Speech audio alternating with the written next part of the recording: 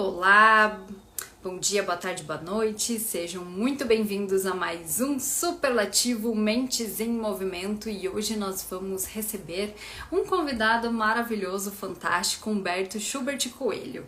Ele é professor de filosofia, responsável também pela organização do CONUPS, que é o Congresso de Ciência e Espiritualidade. E hoje nós vamos falar sobre um trabalho dele aqui. Está entrando, Humberto. Vamos ver se agora vai dar certo. Tomara que sim. Consegue me escutar, Humberto? Sim.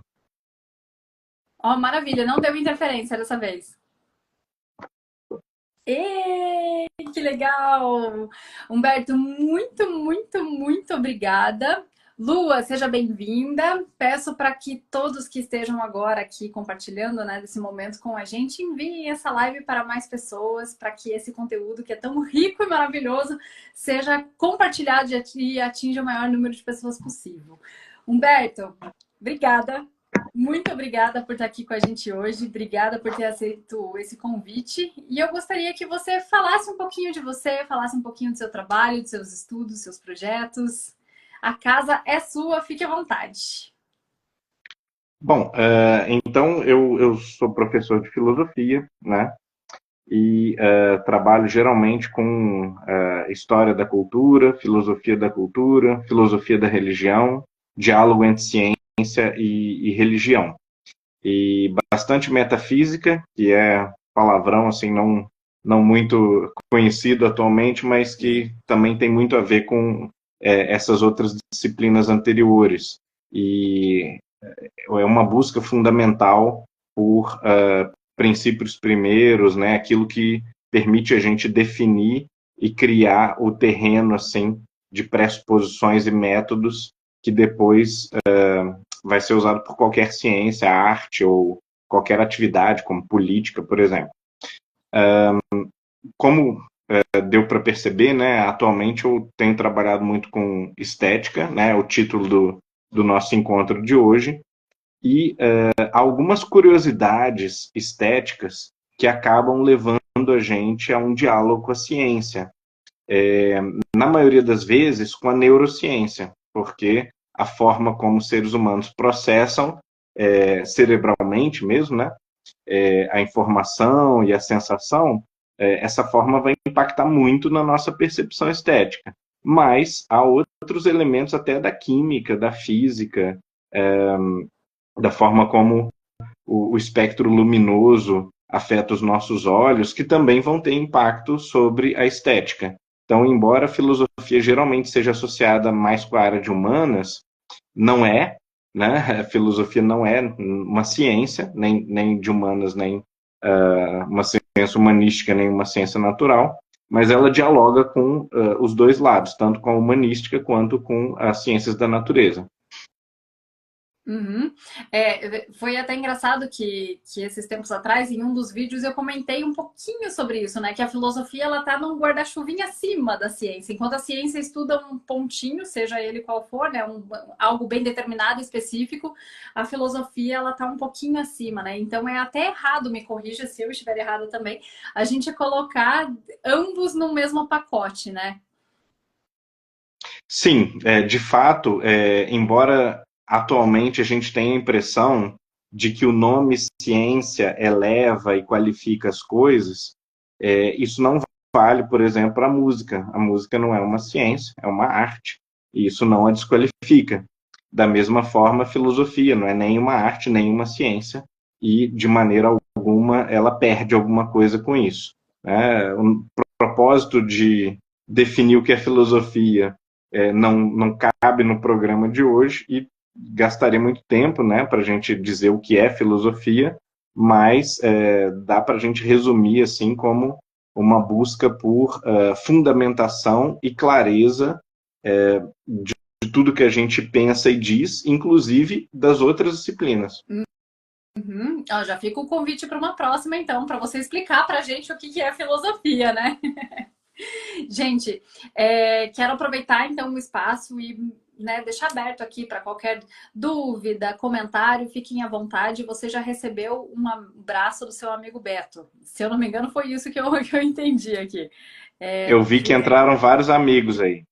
Que legal, sejam muito bem-vindos também. Humberto, eu queria que você contasse um pouquinho para a gente, então, desse seu trabalho específico com relação à água. Como assim água estética? Como que você chegou nesse estudo também? Bom, interessante quando a gente se conheceu, né, Sharon? Eu fiz uma palestra sobre sentido da vida e nessa palestra eu falei muito sobre essa questão da estética da água, que é uma questão que tem me atraído já há alguns anos, poucos anos, né? Mas uns 3, 4, e cada vez tem tomado mais espaço da minha meditação estética. E por que que isso acontece? Porque justamente eu venho percebendo que para a gente entender a forma como seres humanos fazem apreciação estética, a gente tem que unir o discurso humanístico sobre o juízo, percepção, gosto, por exemplo, a um discurso neurocientífico sobre a forma como o nosso cérebro lida e processa com as informações, né, dos sentidos, né? Uhum. E a água é uma propriedade, tem propriedades, né, muito interessantes, é uma substância muito interessante da natureza, porque impacta tanto o nosso tato, nossos olhos, nossa visão, nossa audição, nosso paladar, de maneiras extraordinárias, né? É uma das substâncias que mais impacta sobre a nossa sensibilidade e de uma maneira extremamente peculiar. Uhum. Nós nos conhecemos então, né, lá no Conups, o qual você é responsável também, né, pelo aquele evento. E olha, vou deixar aqui já o meu imenso agradecimento, assim, por esse congresso que é lindo, lindo, lindo, lindo, e foi bem disruptivo, assim, na minha vida. Ele abriu a cabeça de um jeito que, sério, eu quero morar lá agora. Não vejo a hora de ter outro. Só esperando passar essa etapa da vida também para começar a pós de vocês, que muito me interessa, né? Que nada mais profundo do que unir a ciência com a espiritualidade, né? Mas, Humberto, você pode falar um pouquinho mais para a gente, assim, como que todo esse senso estético da água, ele age, então, de uma forma mais filosófica, já que é a sua área, e a neurociência também, que você traz de uma forma muito bem colocada. Por gentileza.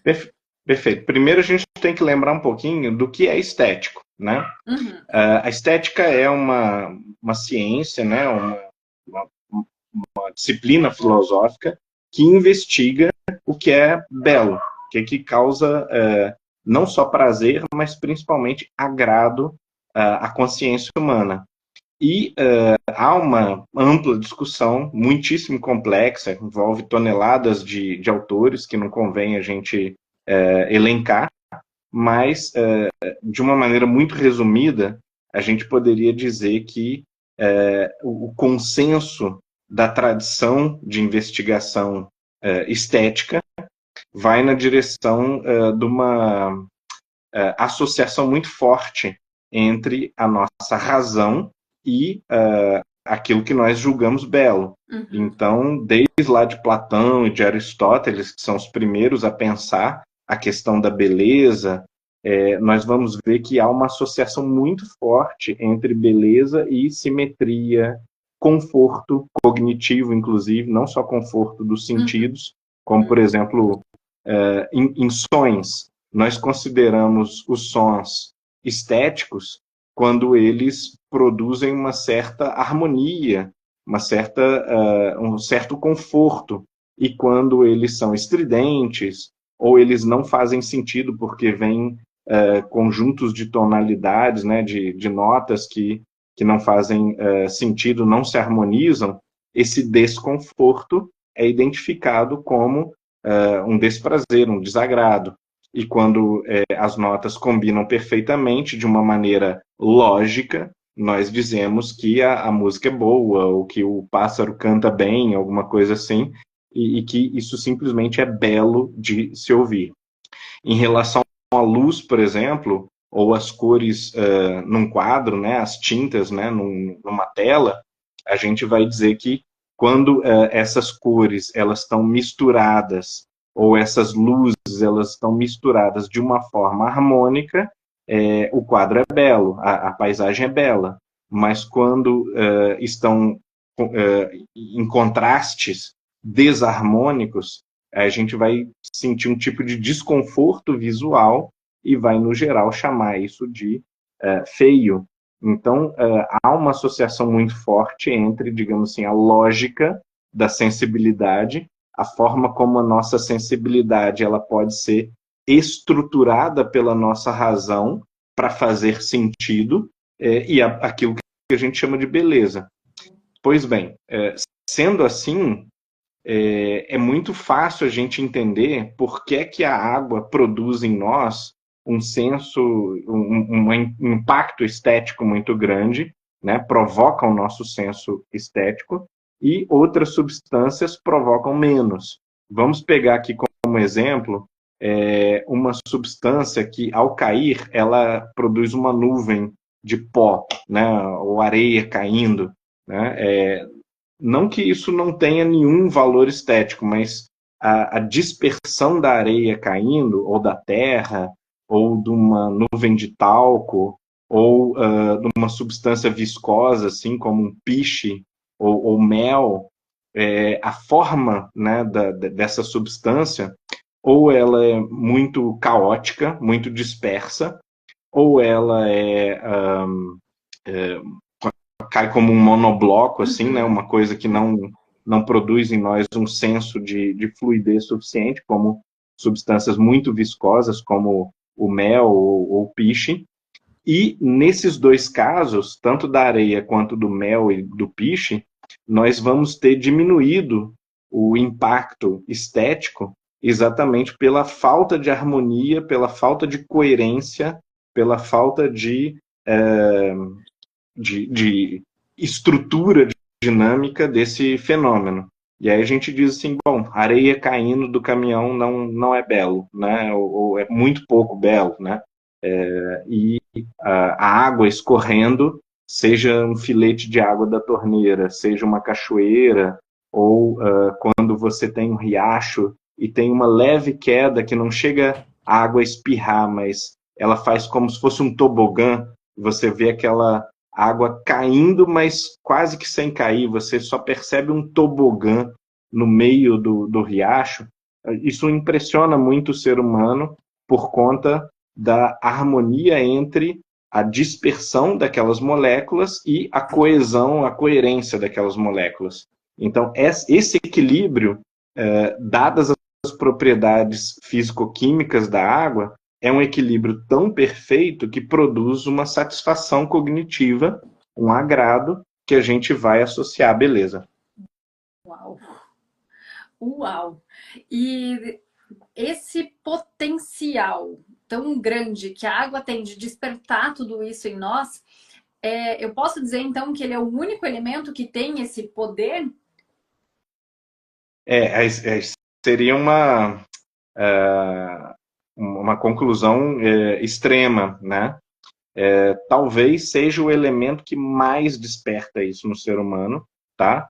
De um ponto de vista químico, do ponto de vista assim de como as propriedades físico-químicas da molécula de água, né, dessa substância, impactam de uma maneira espetacular os seres humanos. Mas há outras propriedades da natureza, outros elementos da natureza que vão nos impactar também de uma forma que a gente pode dizer que compete com a água. Por exemplo, a luz. A luz, ela é constituída só de uma partícula, né, que é o fóton, e é muito mais simples do que a água, né, do ponto de vista físico, e mesmo assim, a forma como ela aparece em si, e também a forma como ela é refletida, ou como ela atravessa algumas substâncias, vão produzir em nós um grande maravilhamento, mas que também tem um pouco a ver com essa maneira simples e, ao mesmo tempo, dinâmica, através da qual a gente processa neurologicamente mesmo essas impressões. Uhum. Então, água e luz. A- as... Um exemplo, não necessariamente só esses dois exemplos, Sim, mas sim. a gente pode dizer assim que para um fenômeno físico produzir em nós esse impacto estético alto, ele precisa reunir uma série de propriedades interessantes que permitam ao fenômeno parecer ao mesmo tempo muito livre, não ser um fenômeno estático, como por exemplo uma pedra que fica parada, né, ou alguma coisa assim, Uhum. apenas. Né? A água ela pode ficar parada, mas ela pode se mover de diferentes maneiras, e essa relativa liberdade é uma das propriedades que a gente está sempre procurando na beleza, na estética, né? E a outra propriedade é justamente a harmonia, o equilíbrio e a unidade, que é diferente, por exemplo, entra em contraste com fenômenos que são muito caóticos. Eles podem ser livres, mas eles podem ser tão caóticos, né, como um turbilhão, que eles geram confusão mental. E a gente até usa termos como, por exemplo, poluição visual. O que é Uhum. poluição visual?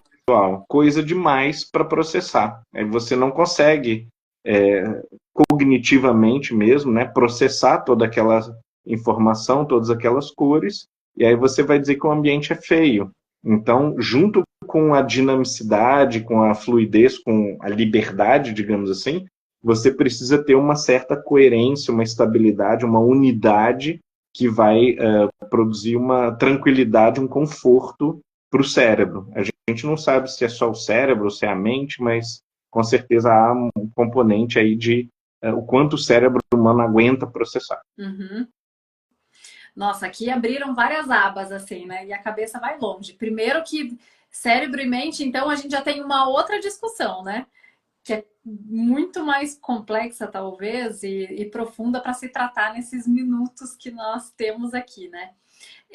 E com relação, então, a, a essas estruturas específicas da molécula da água. Eu lembro que naquela palestra você citou diversos pontos que fazem com que a água seja difícil de ser formada, desse fenômeno acontecer. Você pode trazer um pouquinho para gente, por favor?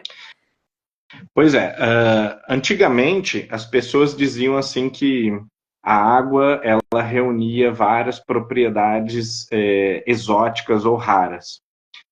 Mas atualmente o consenso dos físicos e dos químicos especialistas no H2O, né, na molécula de água, é de que, na verdade, essas propriedades não são raras, tá? Por exemplo, viscosidade não é uma propriedade rara, criar pontes de hidrogênio não é uma propriedade rara, ser polar não é uma propriedade rara. O que é especial e peculiar na água é que ela reúne uma grande quantidade de propriedades que, em conjunto, constituem uma coisa meio estranha, assim, uma coisa especial na natureza, né? E esse conjunto, a forma como essas propriedades se somam, vai produzir uma série de efeitos extraordinários, fazer com que a água seja não só bela, como também fundamental para a vida, né? A melhor solvente, a melhor substância de conexão entre alguns tipos de outras moléculas, né? E tenha também uma série de características que são desejáveis e importantes e que no final das contas façam com que ela pareça uma espécie de bênção assim da natureza. E quando a gente procura por vida em outros planetas, por exemplo, a primeira substância que a gente coloca na lista é a água, né? E água em estado líquido, quer dizer, água em conjunto com certas condições de pressão, temperatura, gravidade, mas Uhum. quimicamente falando, a substância que a gente procura é a água. Então, por que isso acontece? Aí a gente vai à questão da estrutura físico-química da água. Né? Quando os dois átomos de hidrogênio se associam, né, numa ligação covalente ali com um átomo de oxigênio, acontece uma coisa esquisita, porque o átomo de oxigênio ele tem dois outros pares de elétrons livres, além dos dois elétrons que ele está compartilhando com aqueles dois pequenos átomos de hidrogênio. Então, com esses dois elétrons livres, o que acaba acontecendo? Eles também, por eles serem os dois negativos, né, são dois pares de elétrons, os dois negativos, eles querem se afastar. E no que eles se afastam, eles forçam para baixo, ou em alguma direção, né, os dois átomos de hidrogênio. E essa pressão faz com que os átomos de hidrogênio fiquem num V, né, numa posição triangular em relação ao átomo de oxigênio. Isso é a essência, digamos assim, desse caráter especial da água. Não que seja o único átomo que faz isso, mas há uma outra peculiaridade interessante desse formato, que é um formato, sim, raro em moléculas tão pequenas.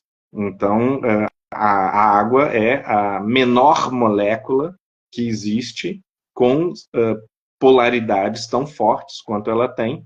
Ela é polar porque os dois elétrons livres que estão ali, os dois pares, aliás, de elétrons, né, que estão para um lado, vão fazer com que aquele lado seja fortemente negativo, enquanto que os dois hidrogênios que ficaram do outro lado vão fazer com que aquele lado seja fortemente positivo. E isso vai permitir a água se conectar ou formar pontes de hidrogênio ou com outras moléculas de água mesmo, né? Isso gera uma série de consequências extraordinárias, ou com outras moléculas, inclusive, né? Com outras substâncias. E aí, o que acaba acontecendo?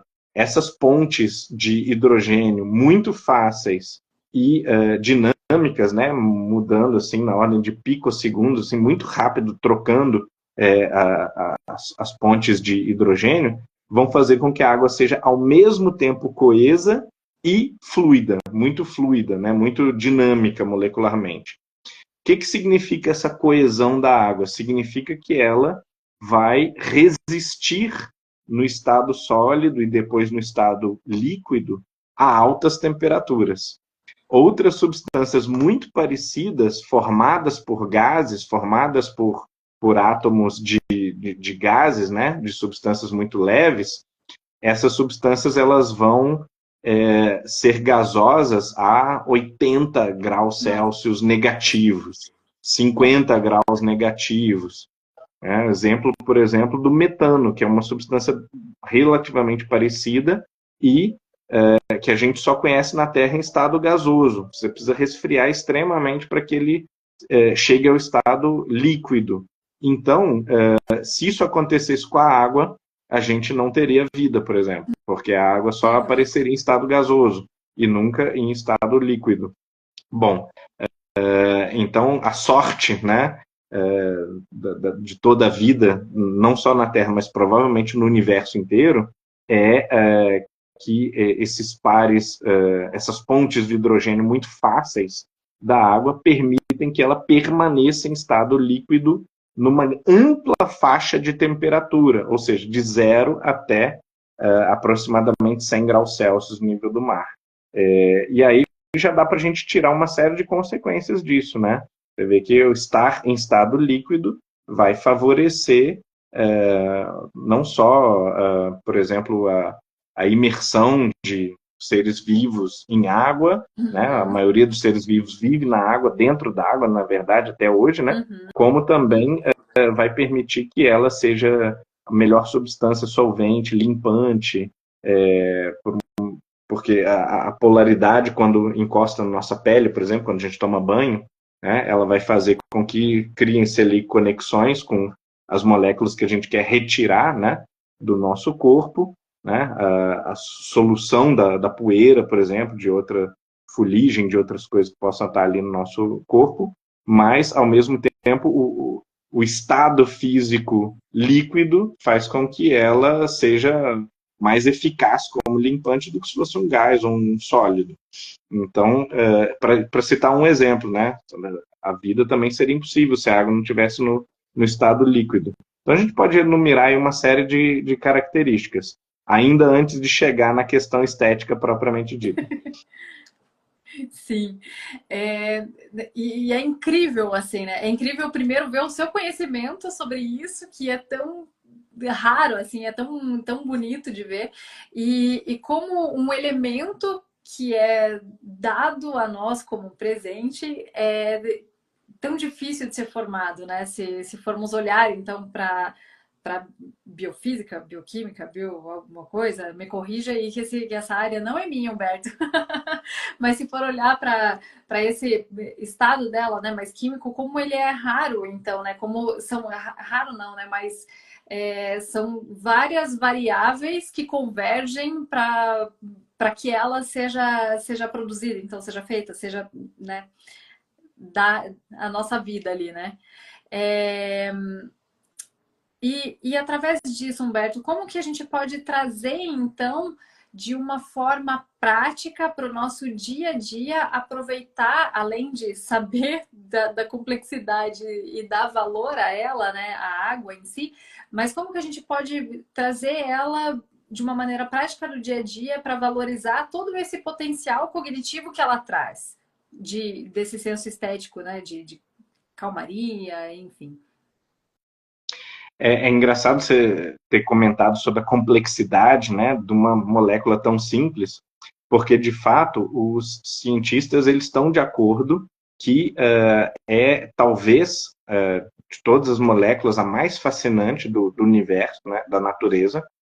E num dos livros que eu estava lendo, né, sobre as propriedades físicas da água, o sujeito diz o seguinte: a física e a química, elas podem ser perfeitamente refletidas, né? Todos os seus avanços, aliás, podem ser perfeitamente refletidos no conceito de água que os cientistas têm a cada geração. Né? Quanto mais avança o conhecimento, mais profundo e tremendamente complexo é o nosso conceito a respeito do que é a molécula de água, como que ela funciona, como que ela interage com outras moléculas e, inclusive, com outras moléculas de água. Então, tá muito longe de ser uma substância banal e nós estamos muito longe de entender os porquês exatos, né, dessa estrutura, né, desse formato molecular e das consequências que ela tem, desde da bioquímica, né, da biologia, até as consequências puramente físicas mesmo. Agora, a gente precisa mover para a questão fundamental, né, que me levou a estudar as propriedades da água, que era, na verdade, o interesse estético, né? Por que filósofos percebem que a água corrente, a água parada, a tensão superficial, né? Essa capacidade que um espelho d'água, né? Que uma superfície de água, né? Ela tem de reter, sustentar as coisas, né? Melhor do que outras substâncias, né? Sendo ela tão fluida, né? Tão pouco viscosa, né? Como que isso acontece? Por que que isso acontece? Também tem a ver com as pontes de hidrogênio, né? Então, por que que isso gera em nós um prazer estético diferente quando a gente vê uma folha flutuando, ou alguma coisa, ou outra coisa flutuando sobre um espelho d'água num lago, por exemplo? Por que que a água da chuva, a forma como a água escorre, né, na vidraça, ou a forma como ela escorre numa folha, num determinado outro objeto, né? Por que que essa forma ela nos chama mais atenção do que outras substâncias que não necessariamente não sejam belas também, tá? Não é isso que eu estou querendo dizer, mas por que que há um apelo particular dessa substância ao nosso senso estético, ao ponto de que quando a gente quer colocar um vídeo belo, a gente busca geralmente uma associação com chuva, com o mar, com as ondas, né? Para dar um outro exemplo também, as ondas, se elas forem tsunamis, elas podem até impressionar, mas um tsunami não é estético propriamente dizendo, né? Uhum.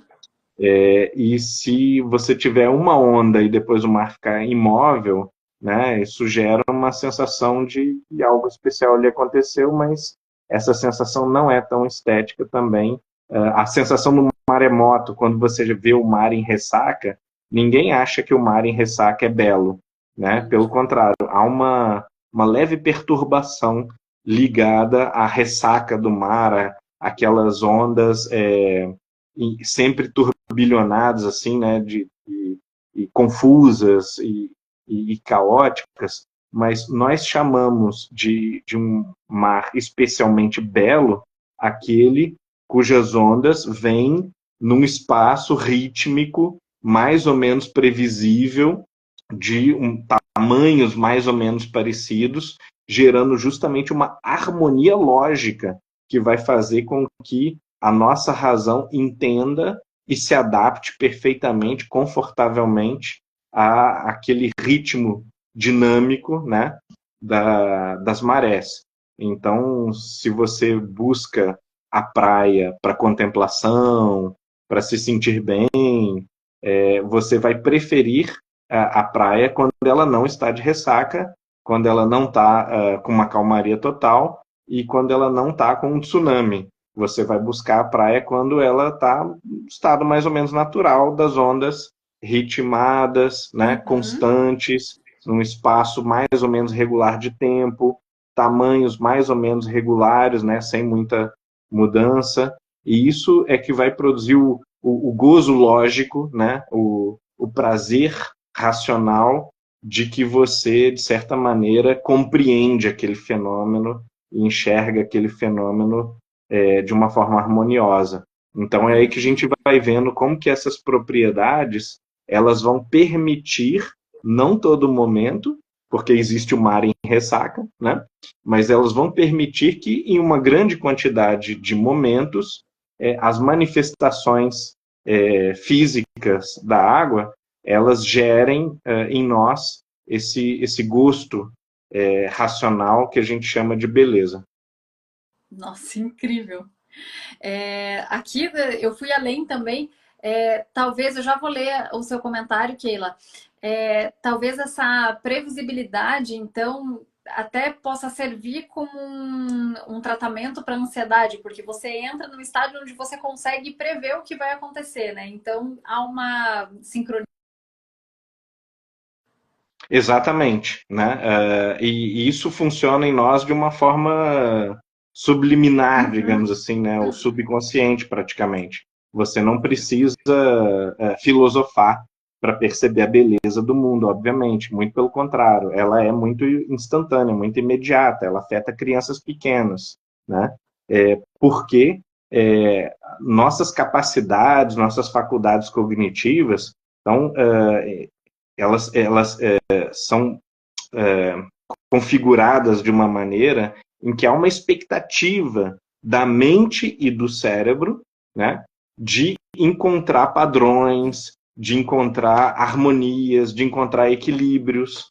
Né? Então, quando há o desequilíbrio, por exemplo, numa tempestade, num tornado, alguma coisa assim, e você vê as substâncias, os objetos sendo desarranjados de uma forma não ritmada, de uma forma caótica, de uma forma violenta, quando você vê uma explosão, uma bomba, né, desmorona um prédio, uma coisa assim, você nunca tem um pico de gosto estético, assim, né, de prazer estético, de preenchimento estético. Mas quando você vê as coisas, mesmo complexas, não paradas necessariamente, né, mas as coisas se encaixando, né, ou como num balé, ou uma coreografia muito complexa, muitas coisas em movimento, mas em movimento harmônico, racional, regrado, num padrão, as abelhas na colmeia, né? Vejam aí vídeos no YouTube, né, de vespas ou abelhas, né, dançando em volta da colmeia. Aquilo é profundamente estético porque há claros padrões muito fáceis de você discernir e que vão gerar o interesse e o conforto da razão, que é isso que gera aquilo que a gente chama de beleza. Sensações só não produzem beleza. A beleza é produzida pela harmonia, pelo equilíbrio padronizado das sensações. Então, sensações em desarranjo, como a gente está com febre, por exemplo, ou quando a gente está sei lá, em festa estranha com gente esquisita, né? E Sim. a gente não entende direito o que está acontecendo e muitos estímulos ao mesmo tempo. Você pode até gostar do ambiente, mas você não gosta por conta da beleza da fruição estética. Você gosta por conta de outras razões, porque você saiu para beber, para dançar com os amigos e tudo. Mas quando você busca o gozo estético, a fruição estética, aí você vai para um evento que você consegue apreender, que você consegue compreender o que está acontecendo, dá sentido, mesmo que seja tremendamente complexo, mesmo que não seja um entendimento banal e trivial de que, eu sei tudo o que está acontecendo. Às vezes você pode ser, digamos assim, sobrepujado, né, overwhelmed, né, pelo que está acontecendo, mas você tem que ver ali padrões, e isso gera um agrado do seu Uhum. intelecto. Vou aproveitar que você é da filosofia, então, porque você comentou algo agora da beleza, então, desse padrão estético ser associado à sensação e à razão também. E não é a minha área, mas eu sou curiosa. Então, eu comecei a estudar o Spinoza agora, e ele fala um pouquinho disso. Tem a ver ou não? De levar tudo isso, essa contemplação com o sentimento junto com a razão? Ou não Sim, sim, sim. tem nada a ver? E Spinoza é um super racionalista, né? Aham. E não é nem necessário que o filósofo seja racionalista para ele admitir que há uma fortíssima ligação entre a razão e a beleza, tá? E é exatamente por isso que a estética é uma disciplina filosófica, né? Se não houvesse essa ligação, muito provavelmente a gente estudaria estética na psicologia, por exemplo, né? Mas porque há uma ligação muito forte com a razão, com a cognição, né? E também com a razão no sentido uma macro compreensão do propósito, da adequação, da realidade daquilo que está acontecendo, o que eu sou capaz de perceber sobre essa realidade. É essa adequação, justamente, que vai fazer com que a estética precise estar dentro da filosofia, seja uma disciplina tratada pela filosofia, porque um estudo da sensação apenas não seria capaz de descrever o que é a beleza, que é Uhum. exatamente a nossa apreciação intelectual sobre as sensações, sobre as percepções. Uau, incrível. Perdão, eu vou ler os comentários da Keila. Keila, obrigada, viu? Muito obrigada pela participação. Sons de água, natureza ajudam na meditação e respiração para o controle da ansiedade. Fontes de água no ambiente geram esse conforto. Nossa, super. E ela fez um comentário mais acima, deixa eu achar aqui. Nasaru Emoto, não sei se eu pronunciei de forma correta, me fez refletir muito sobre depois que li os estudos dele. É interessante esse aprofundamento. Gratidão pelo conhecimento aqui partilhado. Obrigada, Keila, pela participação. O Masaru Emoto foi o que fotografou as moléculas de água, né? Isso. E esse comentário dela sobre o barulho da água também é muito importante, porque você vê que não é só a aparência. Eu gastei muito tempo falando da aparência da água e um pouquinho falando sobre o banho e sobre essa relação das propriedades fisicoquímicas, por exemplo, limpantes, né, da água, né, Uhum. e a sensação agradável, né, estética sobre a pele, porque o toque também é estético, né, o tato também é esteticamente impressionável, não é só a visão que é esteticamente impressionável. Obviamente o ouvido também, o olfato, né, o perfume é o quê?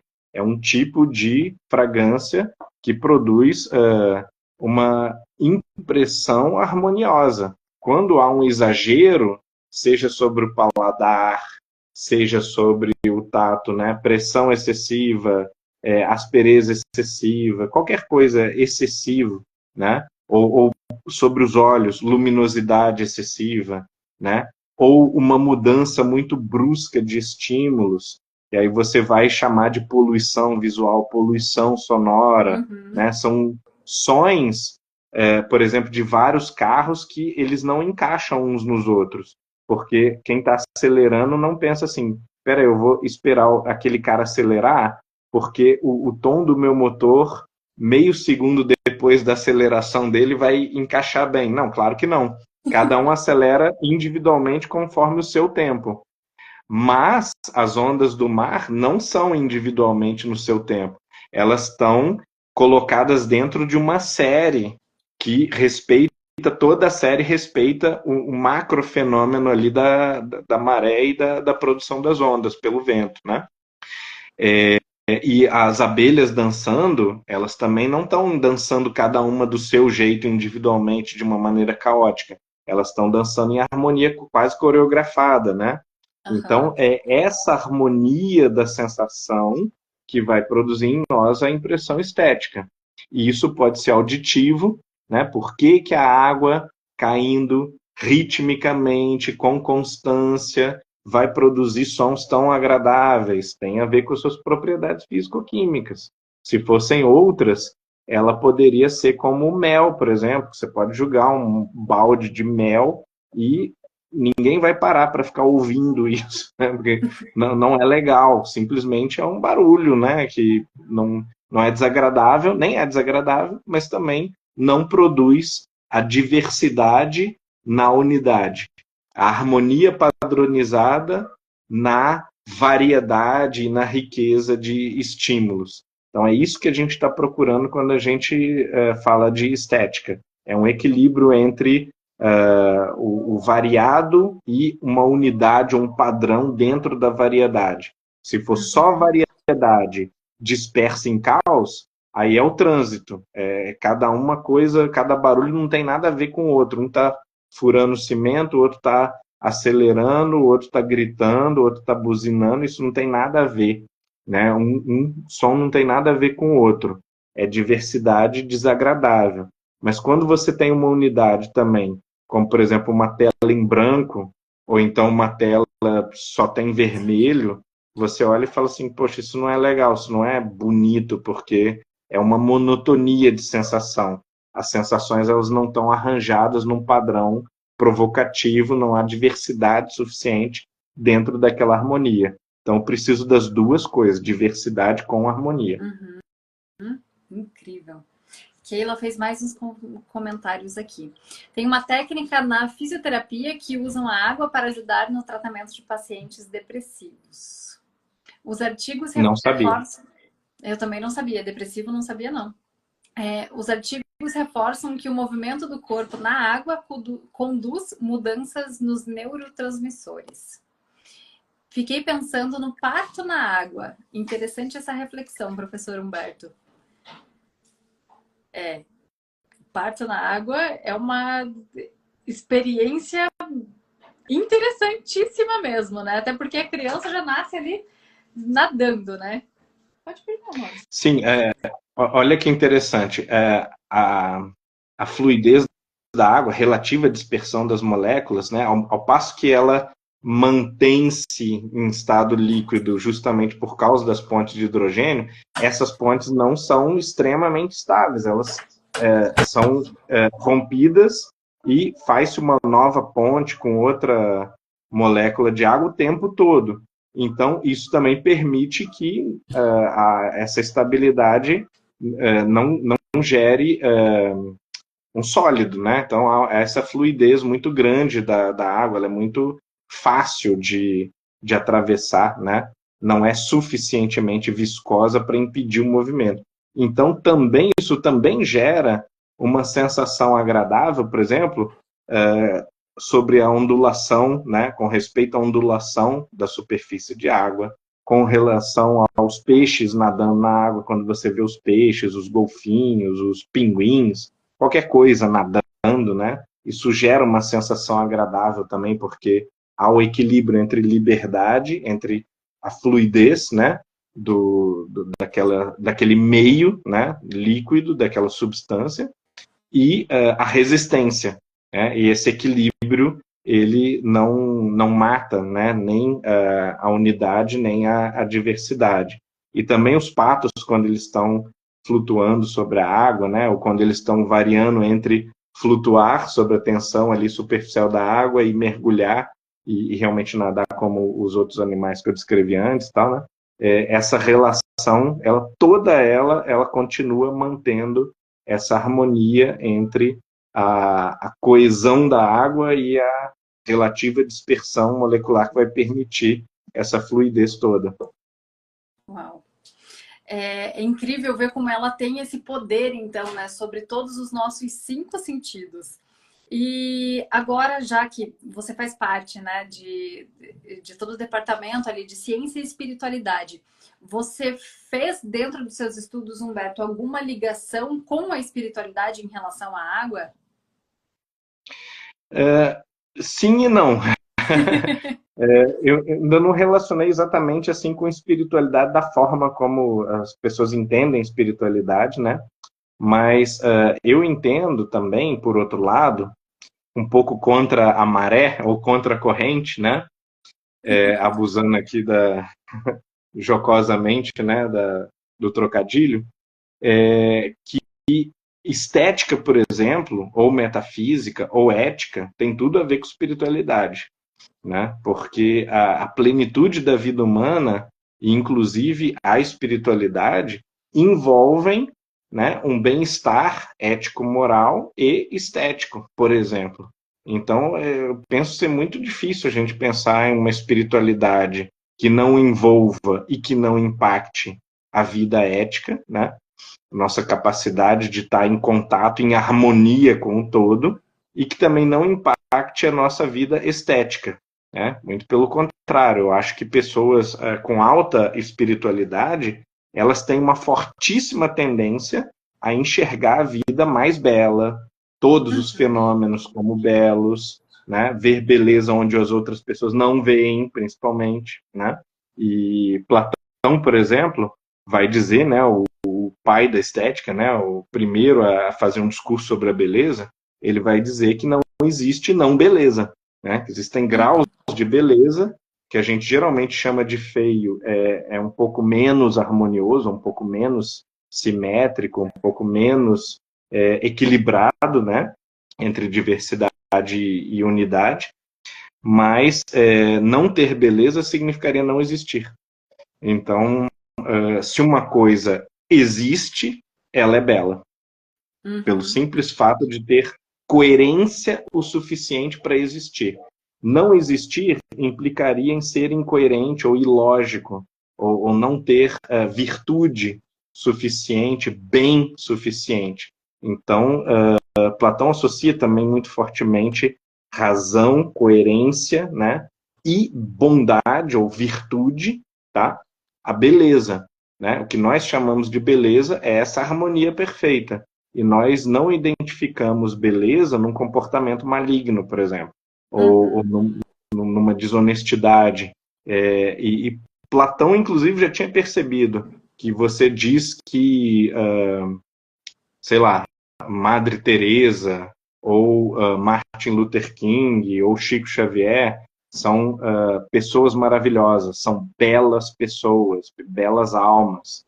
E Platão diz o seguinte: isso a gente diz independentemente do rosto, da aparência da pessoa, né? Porque você está fazendo referência a uma beleza comportamental, uma beleza de sentimento, uma beleza de espírito.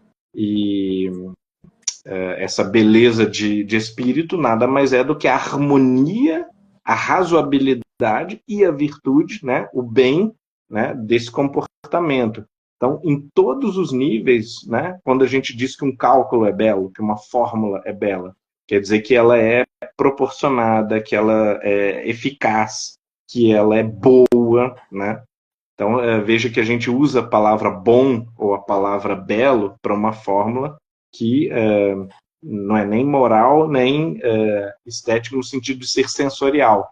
É uma coisa puramente intelectual, mas que gera uma sensação de conforto, de prazer para o nosso intelecto. A gente pode resumir, então, a estética de que maneira? Bom, É difícil fazer resumos em um minuto, mas a estética, ela é, como disciplina, né? Ela é a ciência que investiga por que nós, seres humanos, olhamos para algumas coisas, ou ouvimos um discurso, ou ouvimos uma música, e dizemos, poxa, isso é perfeitamente proporcionado, isso gera um agrado, gera um conforto ao meu intelecto, né? E eu quero contemplar, ou eu admiro, né? Ou eu gosto simplesmente, né? Eu aprovo, né? Esse discurso, ou essa fórmula, ou essa música, ou essa imagem. Agora, como experiência, como digamos assim, um fenômeno, né? A estética é justamente esse conforto ou esse prazer produzido pelo equilíbrio, pela harmonia, pela padronização das coisas. Agora, com muito cuidado, quando a gente diz que esse aspecto racional é fundamental para a estética, a gente não está dizendo que a coisa tem que ser morta, que ela não pode ser complexa, dinâmica, com contradições, com contrastes, né? Você vai ver justamente no Tao Te Ching, por exemplo, de Lao Tzu, que é lá da época de Sócrates também, ou até um pouco antes, né? E Lao Tzu vai dizer assim, que a dança das coisas, né? E o jogo de yin e yang, né? O jogo de opostos, luz e sombra, calor e frio, até o bem e o mal, né? Esses contrastes da natureza, eles estão sempre produzindo um tipo de conflito que às vezes, para quem está observando, o choque é desagradável, mas para o sábio, para a pessoa que olha para o quadro da natureza de uma forma superior, isso é sempre belo, é sempre admirável, é sempre prazeroso de se contemplar, porque desse ponto de vista superior, você vê que esse aparente conflito é o jogo dinâmico da vida, né? São os contrastes, é o yin e yang que produz a harmonia na diversidade. A beleza do quadro, a beleza da unidade, às vezes no conflito, no contraste. Uhum. Então, não sei se posso dizer correto, mas o ideal, talvez, seria sempre encontrar esse equilíbrio entre esses opostos. Perfeitamente, é isso, né? E veja que o florescimento humano, por isso que eu acho que estética tem tudo a ver com espiritualidade. O florescimento humano, ele passa por equilibrar os conflitos e os opostos de diferentes maneiras na vida, né? Psicológico, financeiro, social, uma série de maneiras, político, né? A polarização extrema, né? Querer congelar a vida, querer tornar a vida estática, né? Vou congelar esse momento, que eu gosto muito dele, né? Isso é uma desgraça completa. E, ao mesmo tempo, o caos total, uma fluidez sem sentido, é nada mais do que um turbilhão, né? Que também não leva a nada, que é destrutiva, uma força destrutiva, como se fosse uma explosão, assim, né? Então, o melhor mundo possível não é nem a explosão e nem a paralisia, mas é o uso coerente, equilibrado da energia, de modo que haja movimento, haja transformação, haja mudança, mas essas mudanças elas estejam sempre com um balanço tranquilo, ritmado, de uma maneira racional, de uma maneira inteligente, digamos assim. Isso aí você pode aplicar para tudo na nossa vida. Né? A gente quer transformações na vida, mas não quer essas transformações jogando na roleta no cassino. A gente quer segundo uma certa coerência, né? Uhum. Uma segurança, talvez, também, né? Sim, exatamente. Sem buscar uma cristalização estática, né? Que aí seria o enlouquecimento da busca por segurança. Eu quero garantir de uma maneira que paralisa. E sem também ser um aventureiro, ou ser audaz, ou ser empreendedor, num sentido que você perde as estribeiras e não sabe mais o que você está fazendo e tal, né? Não tem limite para a sua ação. Mas é o equilíbrio entre uma certa coerência uma segura manutenção de padrões confiáveis e compreensíveis, junto com uma audácia, uma dinamicidade ou um espírito aventureiro suficiente para te também tirar da mesmice, do marasmo e do acomodamento de situações que são confortáveis e seguras, mas não são livres, não são inspiradoras, não são audaciosos o suficiente. Né? Então, os grandes estetas, como, por exemplo, Friedrich Schiller, né, Goethe, né, eles vão falar muito exatamente sobre como esse jogo estético não é só um pequeno detalhe da nossa vida. A gente geralmente pensa em estética como um minúsculo detalhe da vida que não tem a ver com a moralidade, não tem a ver com a espiritualidade, não tem a ver com a política, não tem a ver com a ciência, quando na verdade é o contrário. Né? Essa tranquilidade, esse conforto, essa harmonia da estética tem a ver com todos os outros processos e melhora todos os outros processos. Né? Todos os processos são melhores na medida em que são também belos, também apreciáveis e admiráveis. Que lindo. Humberto, a gente recebeu uma pergunta aqui da Ana. Como diferenciar a estética da arte? Ótima pergunta. Ótimo. Para começar, a gente precisa lembrar o seguinte: arte é produto humano, é construto humano, né? É aquilo que seres humanos elaboram através do seu engenho, da sua criatividade, sempre usando diversos materiais e circunstâncias, ferramentas, meios, né? E para se expressar, a arte ela precisa de veículos materiais, né? Ela é extremamente material, mais do que a estética já é. E quando você vê uma paisagem, ou quando você vê uma flor, ou quando você pensa numa ideia, tem uma noção de um discurso, por exemplo, né? Um discurso não, mas uma ideia, né? Um pensamento, né?